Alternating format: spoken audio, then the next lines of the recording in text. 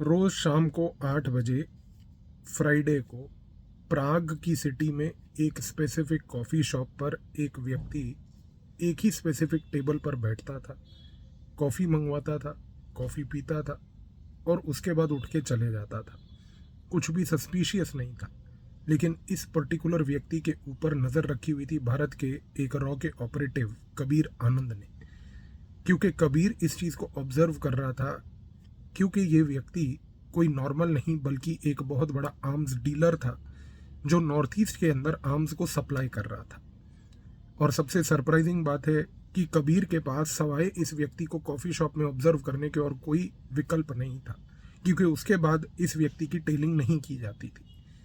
कबीर ने लगभग 3 महीने तक इस व्यक्ति को जब ऑब्जर्व किया तो उसने एक बड़ी पेक्यूलियर चीज़ देखी। उसने देखा कि जब भी ये कॉफ़ी पी के जाता है, उसके बाद उसी के टेबल पर 5 से 10 मिनट के बाद एक व्यक्ति आकर सिर्फ कॉफ़ी के कप के अंदर यूं झांक के चले जाता है। कबीर ने पैटर्न को ऑब्जर्व किया और पैटर्न से मालूम चला कि कॉफ़ी का कप मैसेज नहीं था, मैसेज था कॉफ़ी के कप के अंदर कितनी कॉफ़ी उसने छोड़ी थी। अगर वो क्वार्टर कप कॉफ़ी को झूठा छोड़ता था तो वो एक मैसेज था, आधा कप कॉफ़ी झूठी छोड़ता था वो एक मैसेज था। हर बार एक स्पेसिफिक ऑडियंस को एक मैसेज पहुंचाया जा रहा था। कबीर ने सिर्फ उस व्यक्ति के कॉफ़ी कितनी उसने छोड़ी कप में उसको टेल करना चालू करा, और जो व्यक्ति उस कप को देखकर जहां जाते थे उसको टेल करना चालू करा। तो उससे एक पैटर्न पूरा क्लियर हुआ कि प्राग के अंदर बैठे हुए एक नेटवर्क का खुलासा, जिससे कनेक्टेड थे कुछ ऐसे ब्रिटिश के भी और अमेरिकन ऑफिशियल्स जो कि ब्लैक मार्केट से आर्म्स एंड एमुनिशन को खरीद कर भारत के नॉर्थ ईस्ट में प्रोवाइड कर रहे थे।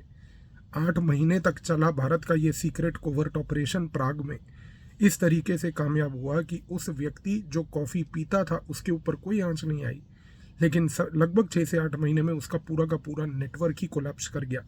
और ब्रिटेन हो या अमेरिका के वो ऑफिशियल्स हों, उनके जितने कोरियर्स थे, जितने लोग इन्वॉल्व थे, एक एक कर न्यूट्रलाइज हो गए। भारत में नॉर्थ ईस्ट के अंदर आ रहा ये असला ऑटोमेटिकली रुक गया। पर यहाँ पर इस इंटेलिजेंस ऑपरेशन में जो प्रिंसिपल व्यक्ति था जिसके ऊपर ये कार्य करना था, भारत की रॉ ने उसके ऊपर कुछ नहीं बल्कि उसके पूरे नेटवर्क को ही कोलैप्स कर दिया, और वो भी सिर्फ एक पैटर्न ऑब्जर्व करके। आप अगर इस परिस्थिति में होते तो क्या आप इस कॉफ़ी के कप के अंदर कितनी कॉफ़ी बची थी, क्या उससे कुछ इंटरप्रिटेशन कभी निकाल पाते? कमेंट में अपनी राय ज़रूर बताइएगा।